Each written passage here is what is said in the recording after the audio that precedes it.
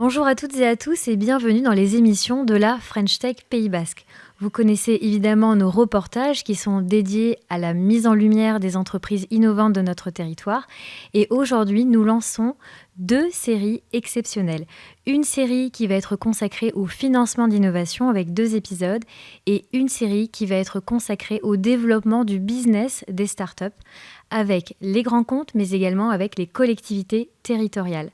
Alors avant de démarrer, je souhaite tout d'abord vivement remercier Wikicampers, la start-up qui nous reçoit aujourd'hui dans ses locaux sur la technopole Isarbel à Bidart. Un grand merci à toute l'équipe et vous allez voir, le décor il est juste canon. Merci beaucoup. Alors c'est parti, on va lancer donc l'épisode sur le financement de l'innovation avec 2 invités exceptionnels que j'ai juste à côté de moi. Donc un directeur de fonds d'investissement et une business angel pour finalement mixer le regard sur le financement de l'innovation, sur les différents mécanismes qui sont liés à ces financements et évidemment les partenaires qui y sont associés. Donc je vais tout de suite rejoindre Denis Villarino qui est le directeur du PGDev, le fonds PGDev qui est un acteur du capital investissement régional et Kat Lamarck qui est une business angel engagée et qui accompagne les pépites à fort potentiel. Bon ben j'arrive.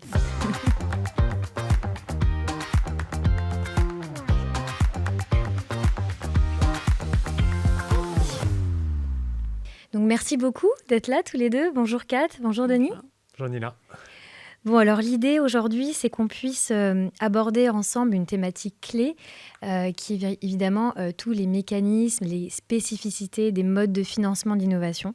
Parce que c'est vrai que ce n'est pas toujours évident à comprendre. Il y a des étapes, il y a des échelons, il y a des règles à respecter.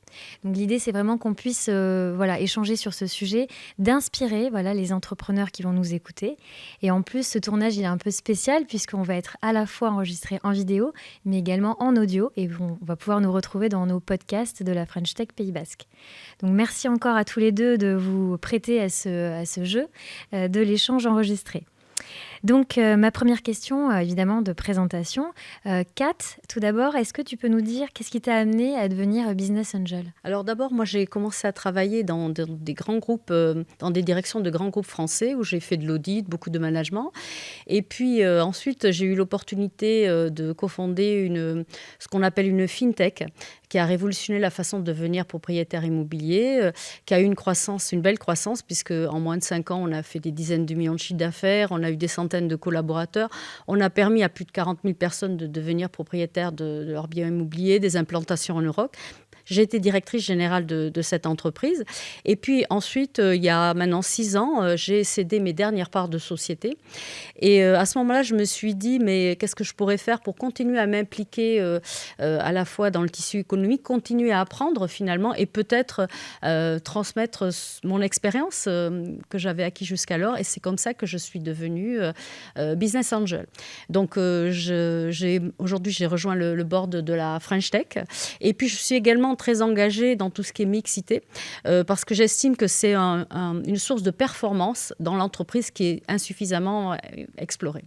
Voilà. Absolument. On est ravis de t'avoir au board avec nous. Et d'ailleurs, Denis aussi est au board. Alors Denis, est-ce que tu peux nous présenter le fonds PGDev et quel est ton rôle au sein de ce fonds ?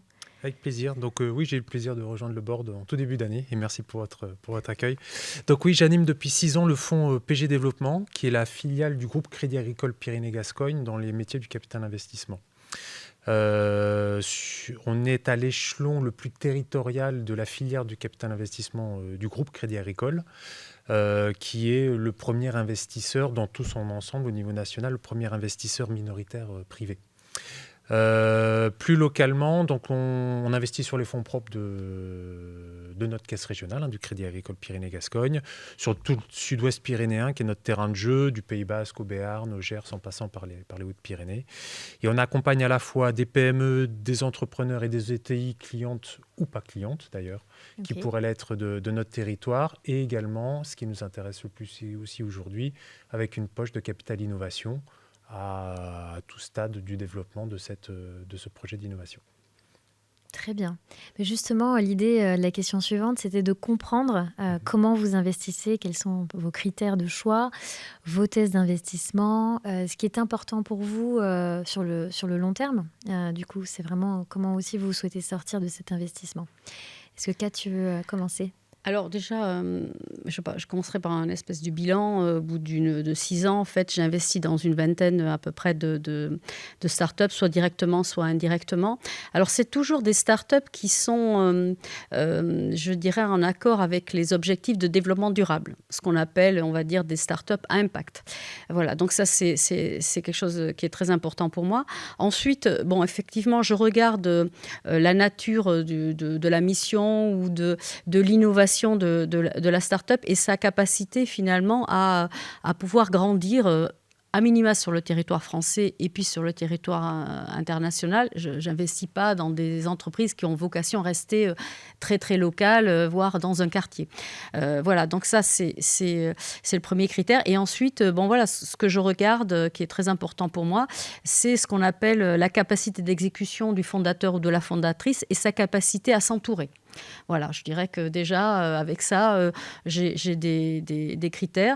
Et donc, en affinant finalement mon investissement, c'est vrai que là, j'ai une préférence pour tout ce qui est medtech. Voilà. Oui, c'est ce que j'allais te demander, les domaines plus précis. Medtech. Okay. On y reviendra peut-être un peu plus tard. Voilà. Ok, très très bien, merci. Alors Denis, toi, les tests d'investissement, les tickets, un petit peu la fiche d'identité de PGDev si une start-up demain souhaitait prendre contact avec vous. Très bien. Aujourd'hui, en Capital Innovation, nous investissons en premier tour un ticket de l'ordre de 200 000 € pouvant monter jusqu'à 500 000 au fur et à mesure des tours, parce qu'il est très important d'accompagner dans le temps une start-up. Lorsqu'il s'agit du capital développement pour des PME et des ETI déjà installés et matures, nos tickets peuvent aller de 500 000 € à 2 millions d'euros. Et en général, et dans la plupart des cas, en co-investissement dans des tours beaucoup plus larges avec nos confrères, qui soient investisseurs professionnels ou des business angels professionnels ou des investisseurs privés du territoire. Ce qui va nous caractériser, c'est le capital investissement en circuit court, c'est l'innovation et la proximité. Donc, notre première grille d'analyse va être une entreprise du territoire, un entrepreneur ou une équipe managériale du territoire, homme ou femme. Maintenant, on souhaite avoir un focus plus particulier désormais, donc qui va nous amener à des tickets plus importants, à assumer un rôle beaucoup plus de leader sur certaines thématiques, et que je tournerai autour de 3 T. Alors, d'abord le territoire. Bon, là pour le coup, qu'est-ce qui se cache derrière cela ? C'est forcément les entreprises qui façonnent notre territoire, mais ou également les entreprises qui valorisent des savoir-faire d'excellence, qui caractérisent nos territoires. On n'en a pas qu'un seul, on en a plusieurs, et notamment dans les savoir-faire d'excellence. Donc je mets ça beaucoup dans la thématique des entreprises du patrimoine vivant. Oui, j'allais dire, donc l'artisanat aussi. Ouais. Absolument. Okay. Et beaucoup de ces entreprises, qui peuvent être des entreprises familiales, portent des projets d'innovation. Donc nous, l'innovation, elle n'est pas que dans la caractéristique de la société en tant que start-up, mais elle peut être intégrée dans une PME structurée qui, et en général, ce sont des entreprises familiales parce qu'elles ont le temps long devant elles et elles ont le temps d'innover.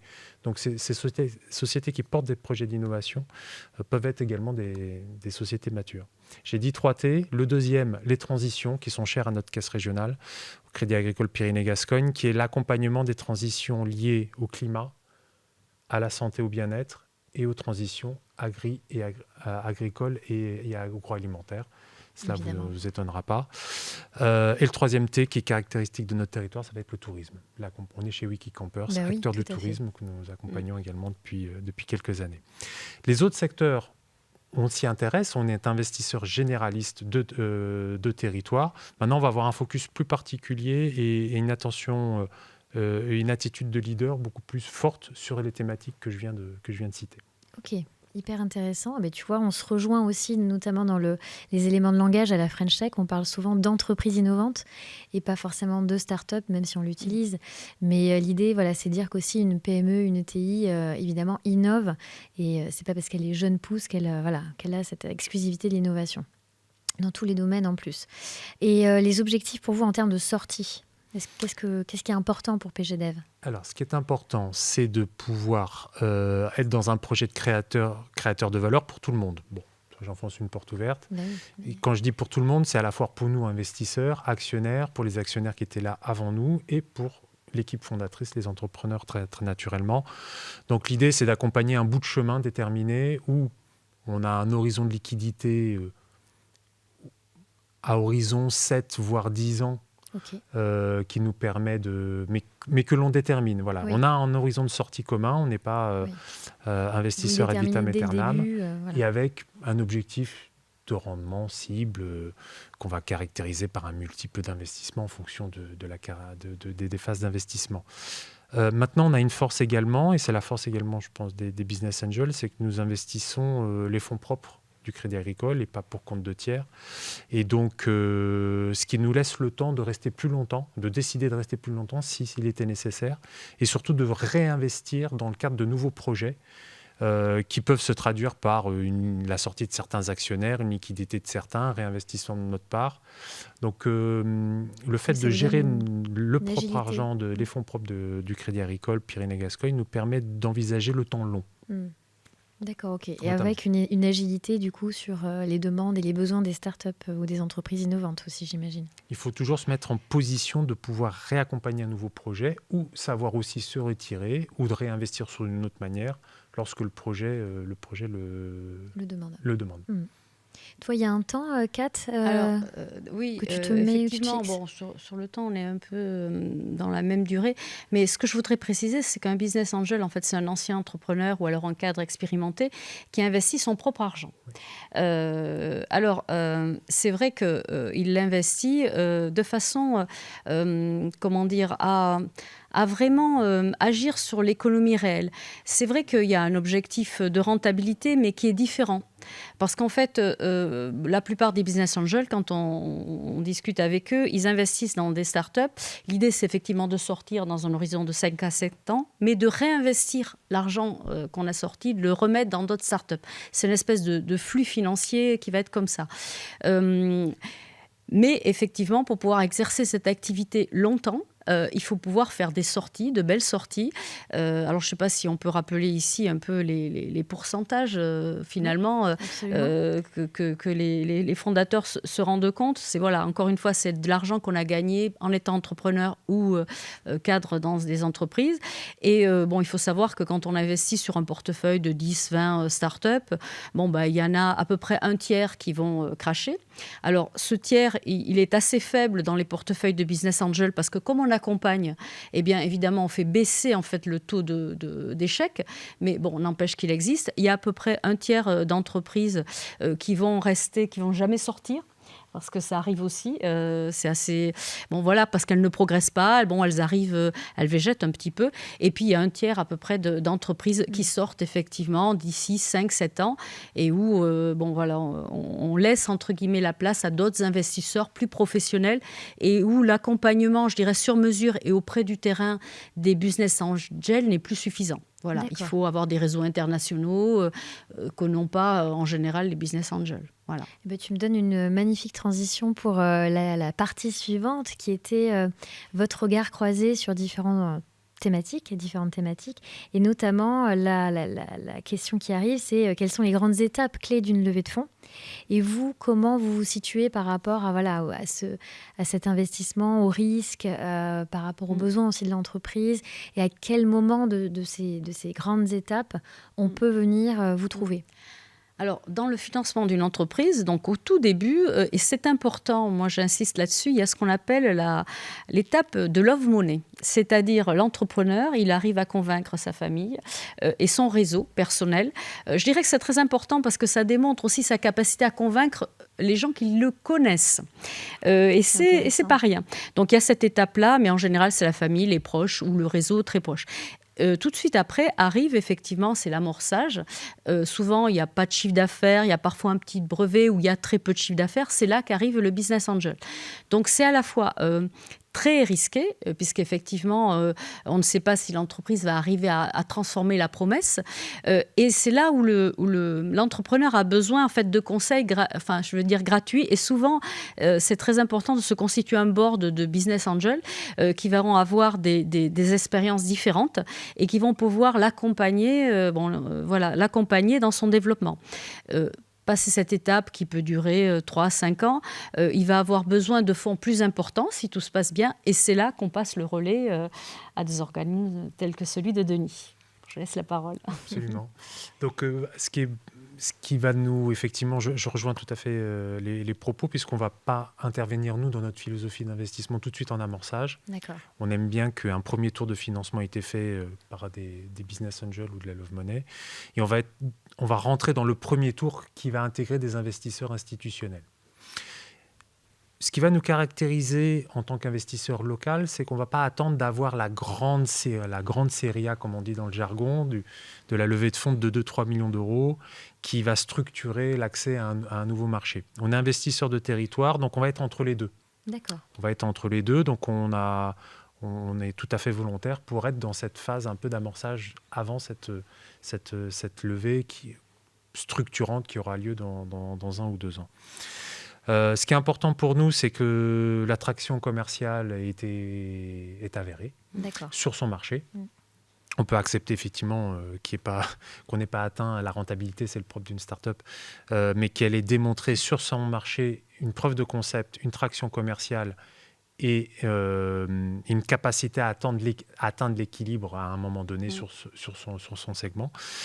Bon. Je dirais qu'on a les classiques, le produit, le marché, la profondeur de marché. Bon, maintenant, c'est surtout, il y a 3 autres critères, c'est l'équipe et encore l'équipe. Voilà, c'est effectivement... Alors, apprécier leur qualité, mais surtout leur solidarité entre eux. Voilà. Et surtout pour l'équipe, il faut qu'elle soit assez en adéquation avec les investisseurs qu'elle accueille à son capital. Et ce qui va être important pour nous, c'est de savoir comment ça s'est passé avec les investisseurs privés qui nous ont précédés. D'accord, ok, très bien.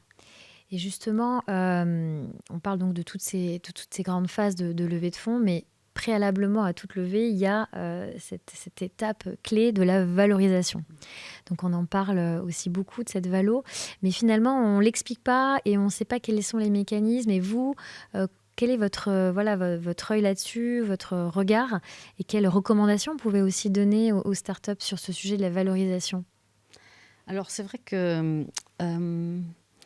moi je dis souvent, quand je rencontre un entrepreneur, et c'est vrai que ça perturbe, c'est trop tôt pour lever. Alors, parce qu'en fait, plus on arrive finalement à développer son entreprise par ses moyens personnels, plus on accroît sa valorisation. C'est mathématique. Si on lève dès le départ, elle n'a pas de valeur. Donc, pour obtenir, effectivement, pour obtenir des investisseurs, on va être obligé de céder une partie du capital. Et en fait, il y a un cercle qui est vertueux ou pas. C'est que si on cède une trop grande partie du capital, la valorisation à moyen terme, elle va baisser parce que moins le fondateur ou l'équipe fondatrice va être majoritaire, moins l'entreprise va avoir de valeur parce qu'on le sait, plus il est majoritaire, plus ils vont être motivés, plus voilà.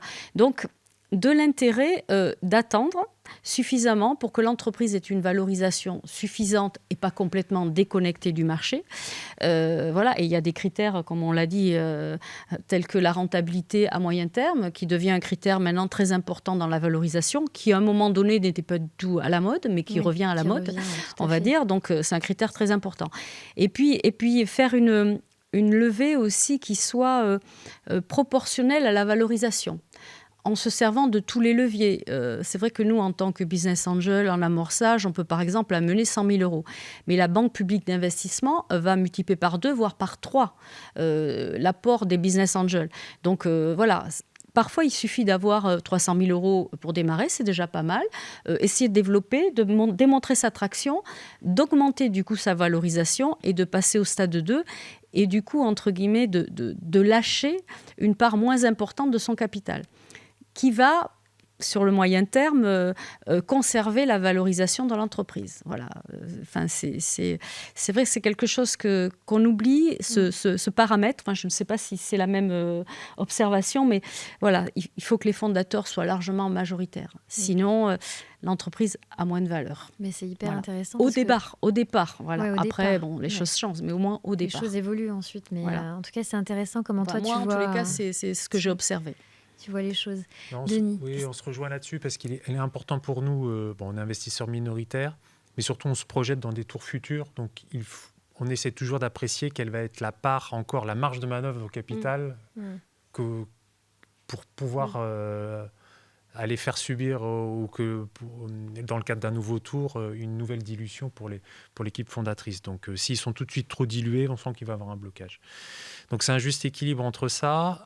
À l'inverse, lorsqu'on part sur une valorisation trop élevée, parfois elle est liée à un ticket d'investissement trop élevé au départ. Donc assez souvent, on arrive à une conclusion de céder, de scinder l'investissement en 2 étapes. Oui. Une première étape avec des investisseurs privés, peut-être avec nous également, qui permettra de valoriser mieux la société dans le cadre d'un second tour. Donc, ce qui est très important pour nous, c'est d'avoir cette vision de jalon. Et surtout aujourd'hui, où on valorise une société au regard d'un projet, au regard d'une étape qui peut être assez courte, à horizon de 2-3 ans. Quelle est la capacité de l'entreprise à s'autofinancer dans 2-3 ans ? Ensuite, on peut repartir dans un nouveau cycle d'investissement où on reconsomme de la trésorerie et on repart sur un cycle entre guillemets où on n'est pas encore rentable. Mais une fois qu'un jalon a été validé, ça permet de passer à l'étape suivante et de revaloriser. Le deuxième point d'attention, il y a tous les instruments juridiques possibles pour déformer une valorisation à la sortie. On peut faire plaisir à un entrepreneur avec une belle valorisation à l'entrée. Ça peut être un facteur bloquant dans le cadre du second tour. C'est ce que je souligne en général. C'est plus tard que ça. On peut mettre une batterie de systèmes juridiques pour protéger notre investissement, mais au moment où un nouvel acteur va rentrer ou au moment où nous-mêmes nous devrons réinvestir, ça peut être un facteur bloquant. Donc, soyons tous collectivement raisonnables sur le premier tour, quitte à récompenser l'équipe fondatrice par la suite dans le cadre du second tour, voire même de la sortie. Voilà, j'attire l'attention vraiment là-dessus. Quand on tire trop sur la corde sur un certain nombre de montages ou de valorisations à l'entrée, ça peut être bloquant pour la suite. Ça, c'est important comme message parce que du coup, il y a cette idée de vite faire briller avec une belle valo, mais du coup, ça peut être embêtant par la suite. Ça peut être un peu tentant pour nous parce qu'on a envie de valoriser l'équipe entrepreneuriale. On rentre parce qu'on croit au projet, on croit à l'équipe, d'autant plus que nous rentrons dans une phase où ils ont déjà fait quelques preuves de marché. Et il est important pour nous que l'équipe reste motivée. Parce qu'elle est majoritaire et parce qu'elle a encore une perspective de ne pas travailler que pour ses investisseurs. Il faut surtout qu'elle travaille pour la société et pour eux. Hyper clair. Justement, ça fait une bonne transition aussi sur comment finalement un fonds et un BA travaillent ensemble. J'imagine dans la stratégie et j'imagine aussi dans le suivi de certains indicateurs. Alors, comment vous bossez ensemble ? Alors, pour rebondir sur ce qui a été dit tout à l'heure, c'est vrai que nous, on va tester la capacité de l'équipe, du collectif, à travailler en collectif, justement, avec le board. Voilà. Et c'est vrai que pour les investisseurs qui viennent par la suite, c'est très important. S'il y a eu une fluidité de rapport entre les premiers investisseurs et l'équipe fondatrice, qu'ils travaillent vraiment ensemble, qu'ils progressent ensemble, parce que n'oublions pas, on n'est pas les frères ennemis, on est tous dans le même bateau et en tant qu'investisseur, on a intérêt à ce que l'entreprise fonctionne et soit le plus rentable possible et puis fasse à terme une belle sortie. Et donc, on va tester tout ça. Et effectivement, il arrive souvent que des investisseurs du second tour nous appellent, en fait, pour nous demander notre avis, notre point de vue sur l'entreprise. Alors, c'est toujours très délicat de répondre à ça. Parce qu'à la fois, on a envie que l'entreprise progresse et qu'elle réintègre du cash, mais il faut être aussi transparent. C'est un exercice qui n'est pas facile, mais voilà, qu'on arrive à être honnête, en fait, à expliquer ce qui s'est passé, à expliquer pourquoi on a besoin d'argent. Par exemple, l'entreprise s'est développée sur le marché français et veut se développer à l'international. Elle a besoin de cash, forcément, pour pouvoir le faire. Donc ça, c'est cohérent. Et à donner en fait des exemples concrets de coopération avec le board stratégique. Et effectivement, c'est très important pour les investisseurs du second tour. Voilà, parce qu'ils savent que ça passe par là, une bonne entente entre les investisseurs et l'équipe fondatrice. C'est vrai qu'on entend souvent des anecdotes qui n'illustre pas cela. Mais bon, voilà, c'est jamais très bon quand ça se passe comme ça. Oui. Donc Voilà. vous êtes le témoin finalement que l'équipe fonctionne Voilà. et c'est important Et pour on teste la un suite. certain nombre de choses. Oui. Ouais. Enfin, voilà, c'est mon point de vue en tous les cas. Toi, comment vous intervenez au niveau de PGDev dans la stratégie de l'entreprise une fois que vous avez investi du coup et que vous vous retrouvez évidemment dans les boards avec les BA? Comment vous intervenez? Quel est votre rôle à ce moment-là? On va beaucoup agir par le questionnement, on va challenger les projets. Lorsqu'on participe à un tour de table, c'est que nous adhérons à l'équipe, nous adhérons au projet de développement. On peut se tromper, on peut avoir des voix différentes, mais si on n'y adhère pas, on n'investit pas. On n'est pas investisseur majoritaire pour prendre la main effectivement sur les destinées de la société. Donc on fait en sorte, en fonction des configurations, d'être au maximum partie prenante au board. Soit membre actif, soit membre observateur, peu importe un peu les termes, mais surtout qu'on participe et qu'on a un accès direct effectivement à l'équipe dirigeante. Donc, par le questionnement, il y a une solution A, une solution B, vous avez choisi la solution A, pourquoi pas la B Tiens, avez-vous pensé à une autre voie pour la B, une voie P', Oui. Tiens, intervenez, je pense que c'est un trait commun des investisseurs, que ce soit privés, institutionnels, c'est le vouloir partager son réseau. Oui, voilà. très important. J'ai vu dans telle entreprise, j'ai accompagné un projet similaire, appelle-le de ma part, tu verras, ou de mettre en relation avec d'autres conseils. Donc ça, c'est le réflexe naturel des investisseurs. Nous, ce qui est important pour nous, lorsqu'on est en présence de business angels, qui sont en général des anciens entrepreneurs ou des cadres dirigeants qui ont eu un passé managérial,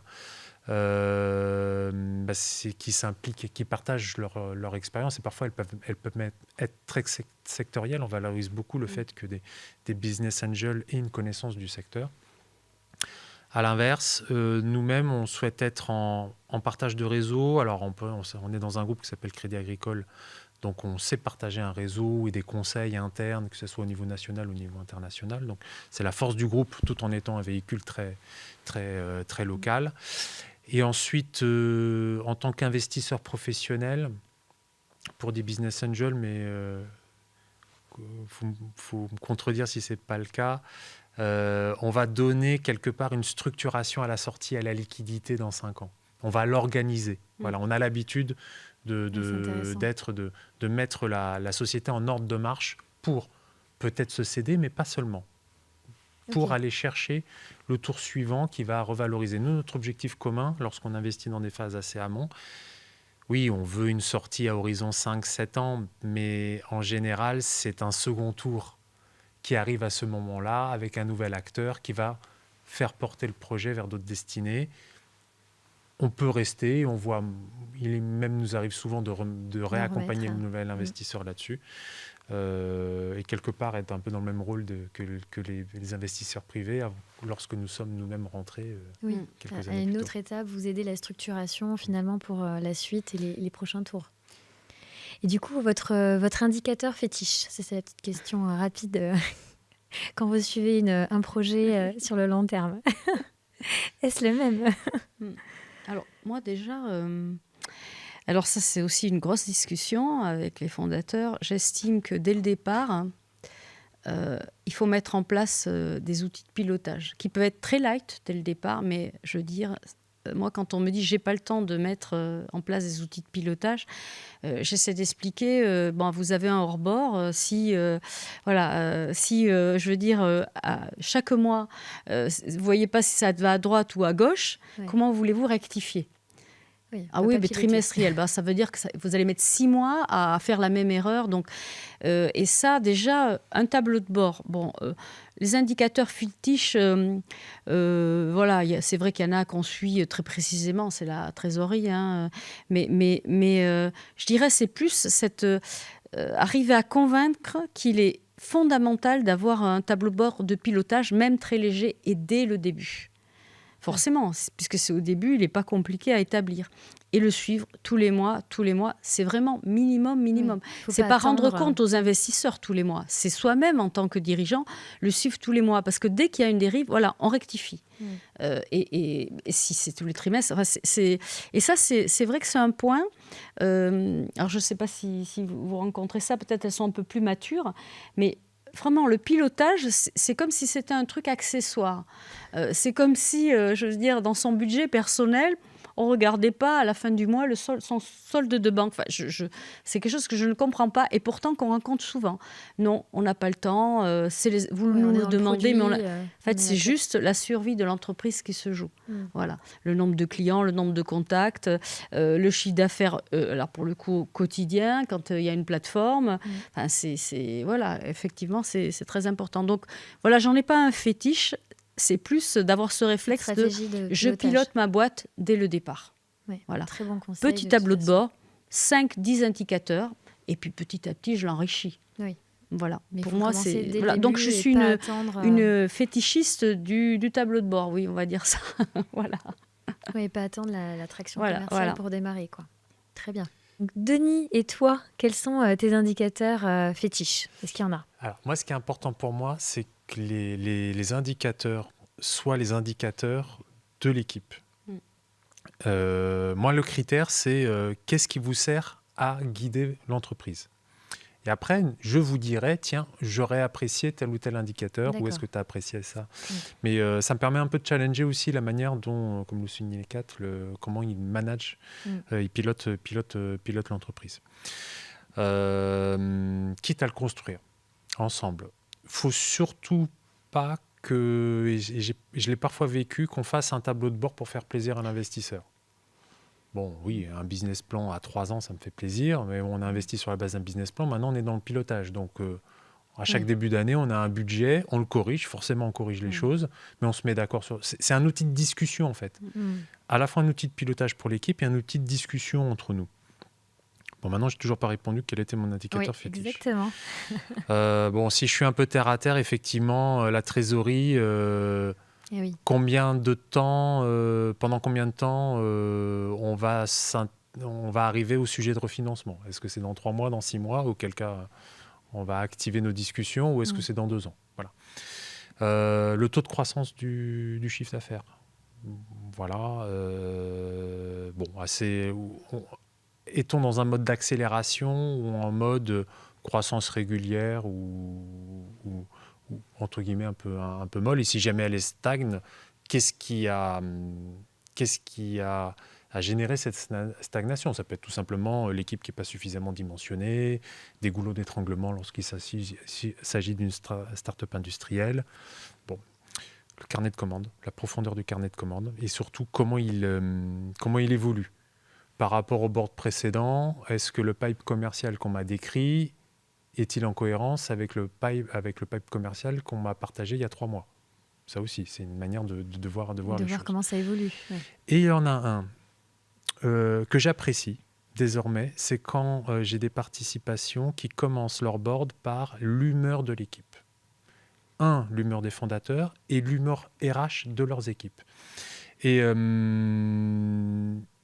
ne peut pas le quantifier, mais ça nous donne un bon indicateur sur l'attention qu'ont l'équipe managériale dans les femmes et les hommes, dans l'attention qu'ils portent aux femmes et les hommes qui forment leur équipe. C'est intéressant ça. Parce que sans eux, oui. Et j'ai quelques exemples en tête, et il est vrai qu'on n'a pas forcément le réflexe tout de suite de dire et les équipes, quelle est l'humeur, et vous, comment ça va?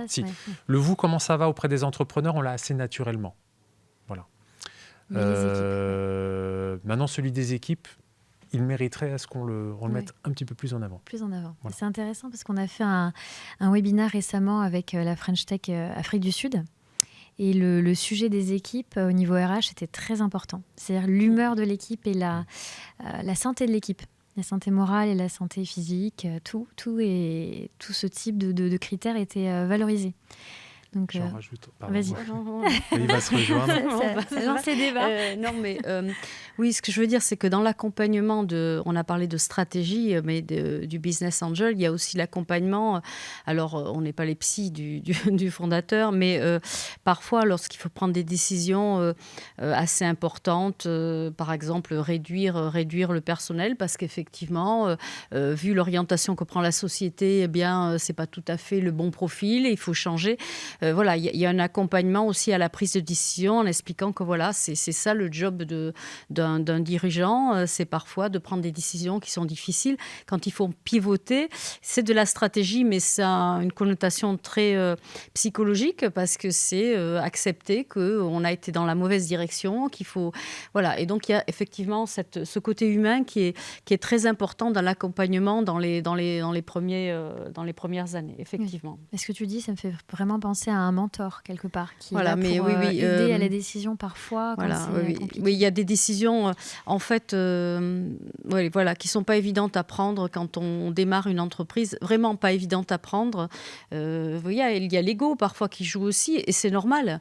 Voilà, mais il y a aussi le fait de l'attachement justement à l'équipe. Et il faut parfois prendre des décisions qui sont difficiles, mais c'est souvent pour mieux rebondir. Et quand on est capable de le faire, on rebondit. Si on n'est pas capable de le faire, on rebondit moins bien. Oui, voilà. Absolument. Un fétiche qui devient fétiche pour tous les investisseurs professionnels, c'est effectivement la trajectoire sur les domaines à impact. Il est vrai, alors en fonction des tests d'investissement, Kat l'a souligné tout à l'heure, nous-mêmes, on souhaite être dans l'accompagnement de projets d'innovation, mais également de transition. Oui, il y a le T de transition. Et ça prend son sens lorsque on s'est mis d'accord avant l'investissement, au moment de l'investissement, où étaient les points de progrès de la société dans ces domaines-là, qu'on s'est mis d'accord sur 1, 2, allez, voire 3, pas plus, sujets à traiter dans ces thématiques-là, traitement de l'eau, énergie, humain, mais chaque société est spécifique, donc on a un programme d'accompagnement réussi dans ces domaines-là lorsqu'on les a bien identifiés en amont, qu'on a défini ensemble des critères extra-financiers de suivi et sur lesquels la société s'engage à être en progrès, quitte à ce qu'on rémunère un peu ce progrès, entre guillemets. On peut avoir des mécanismes un peu d'incitation, mais on est assez surpris parfois de voir qu'on n'a pas besoin de mécanismes d'incitation pour que les équipes managériales le suivent. Voilà, je voulais rajouter cette thématique-là. On appelle ça ESG dans le jargon, mais ça fait partie des indicateurs qui montent en puissance. Et je dirais même que certaines équipes d'investissement dans les grandes sociétés de gestion sont elles-mêmes incentivées là-dessus.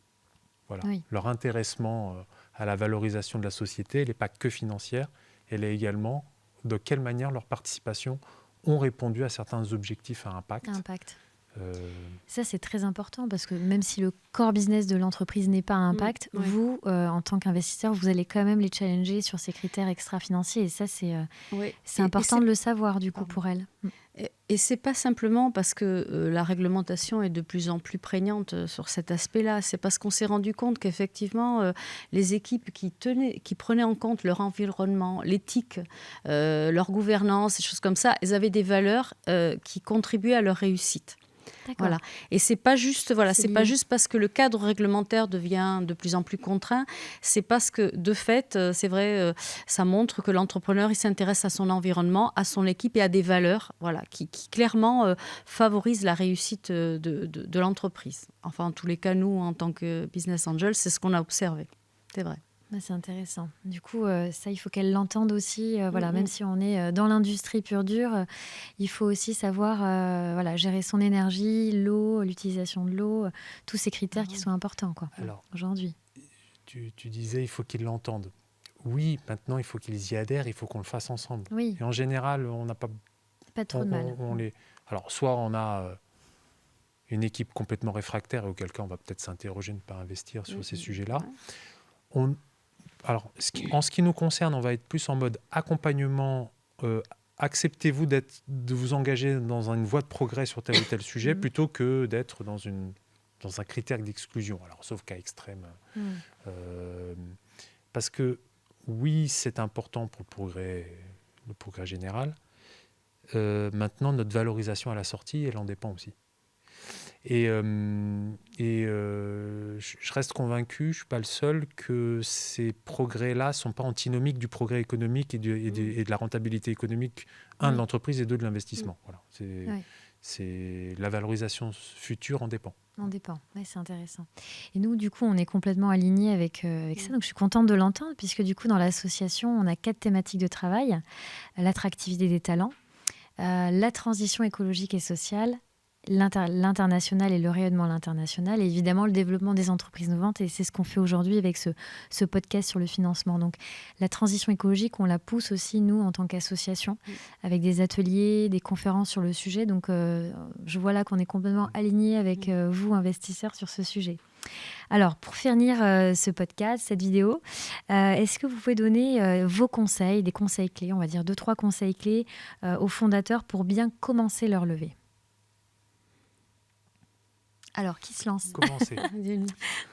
Commencer la levée. Bon, effectivement, avoir pleinement conscience de la phase de développement dans laquelle l'entreprise est pour bien dimensionner la levée. Oui. Comme on l'a dit tout à l'heure, qui va dicter la valorisation pour ne pas être dans une impasse dans la quote-part au capital à lâcher dans le cadre de la levée. Voilà. Et ensuite, d'identifier, de là découlera le type d'investisseur. Est-ce que c'est un privé? Est-ce que c'est un local? Est-ce que c'est un régional? Est-ce que c'est un national? Est-ce que c'est un sectoriel?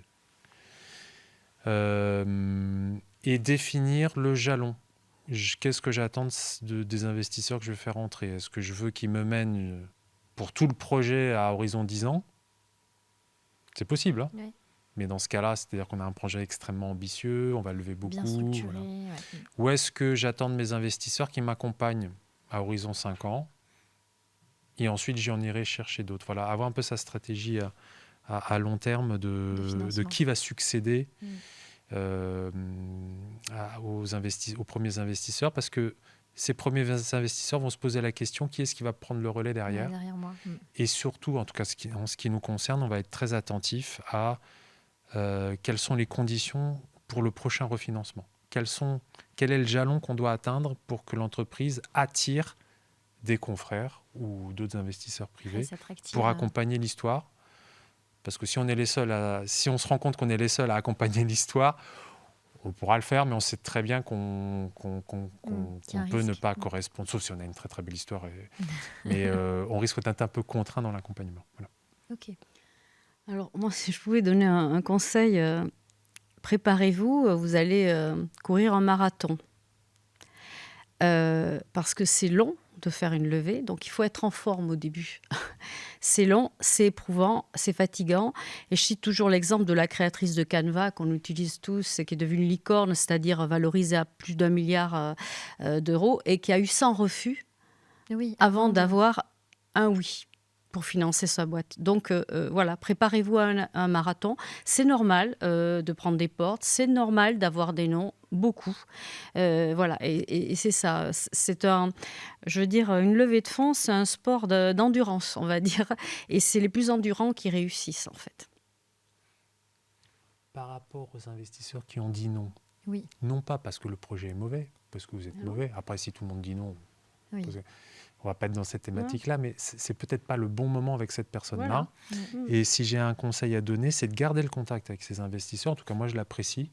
On dit, OK, très bien, j'ai compris que vous n'investissiez pas maintenant, que ce serait dans 1 an ou 2. Gardons le contact. Ça fait toujours plaisir. En général, on a des gens intéressants. Ça nourrit des échanges intéressants. On n'est pas à l'abri que l'investisseur avec qui vous échangez, qui n'est pas rentré tout de suite, vous partage un contact, une idée qui lui est venue par la suite. Mais surtout, au moment venu, dans 1 ou 2 ans, ça permettra de valider. Écoutez, je vous avais raconté ça. Ça s'est passé pas trop mal. Ça s'est passé comme prévu. J'ai fait j'ai pris un petit chemin de traverse, mais voilà où j'en suis, voilà où j'ai pivoté. Est-ce que maintenant c'est le moment ? Voilà. Oui, de garder le contact avec ceux qui n'ont pas suivi. Et puis c'est un entrepreneur que j'ai entendu la semaine dernière qui me le dit, qui lors de son premier tour, il a il a investi avec l'équipe qui ne lui a pas offert la meilleure valorisation. Mais il se sentait très bien avec l'équipe. Qui n'a pas eu au dernier moment de problème pour rehausser sa proposition. Mais bon, le fond de sa pensée était, nous on adhère à une équipe en tant qu'investisseur, mais il faut surtout que l'équipe managériale adhère à ses investisseurs. Ouais. Si le fit n'est pas bon, ça peut coincer à un moment donné. C'est magnifique. Je suis tout à fait d'accord. Il faut garder de bonnes relations avec ses investisseurs, qu'ils aient investi ou pas. Parce que d'abord, le monde de l'écosystème de l'investissement est très petit et on se parle quand même beaucoup. Donc, c'est important. Et puis, effectivement, on est souvent amené à remettre à plusieurs reprises et de l'importance d'avoir des bonnes relations, effectivement. Ce que j'allais dire, c'est une magnifique transition pour ma petite conclusion. En tout cas, pour vous dire merci pour cet échange. Et puis, pour montrer et souligner à quel point, finalement, le partenaire financier, ce n'est pas juste un apport de capitaux, mais c'est aussi une relation.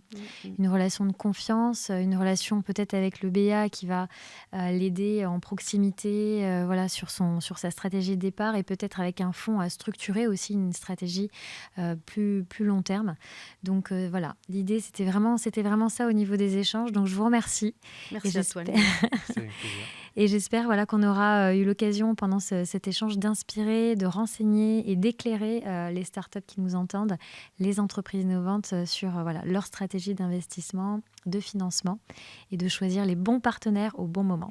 Donc merci beaucoup, Kat et Denis, pour ces échanges qui ont été inspirants, qui j'espère auront donné des repères intéressants aux entreprises et innovantes qui nous ont écoutés. Donc merci encore à vous deux. Merci à toi, Lila. Et puis merci à tous les auditeurs qui nous écoutent et on vous invite à suivre nos réseaux sociaux, mais également à retrouver la vidéo sur le YouTube de la French Tech Pays Basque et le podcast qui est disponible dès à présent sur Spotify, Deezer et Apple Podcast. Donc je vous dis à très vite pour la suite.